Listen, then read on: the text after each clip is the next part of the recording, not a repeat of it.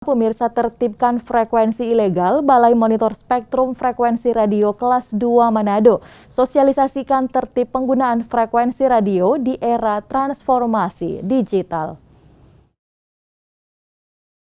Dalam rangka edukasi, Balai Monitor Spektrum Frekuensi Radio Kelas 2 Manado menggelar kegiatan sosialisasi dan bimbingan teknis frekuensi radio dengan tema tertib penggunaan frekuensi radio di era transformasi digital. Kegiatan yang dihadiri oleh Kepala Balmon Manado, Herianto, Kepala Dinas Kominfo Provinsi Sulawesi Utara, Stephen Leo, serta Ketua Komisi Penyiar Indonesia Daerah Sulawesi Utara, Reidi Sumual, membahas tentang penggunaan frekuensi radio yang saat ini ilegal di beberapa daerah dan transformasi perpindahan jaringan TV dari analog ke digital.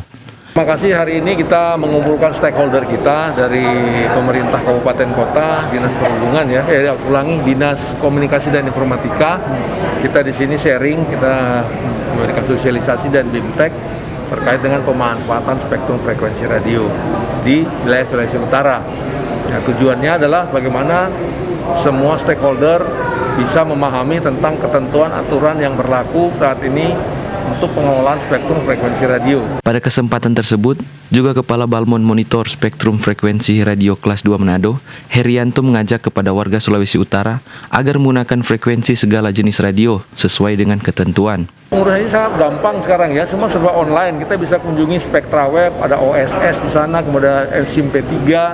Nanti terkait dengan proses dan bagaimana mekanisme pengurusan, silahkan untuk bisa menghubungi ke Balmon, kita bisa mengasistensi, bisa by phone atau langsung ketemu kita di kantor, ada channel loket pelayanan perizinan di Balai Monitor Spektrum Frekuensi Radio Kelas 2 Manado. Diharapkan dengan adanya kegiatan tersebut dapat memicu para stakeholder untuk dapat menggunakan frekuensi radio sesuai dengan jalur dan ketentuan serta aturan yang berlaku di dalam undang-undang.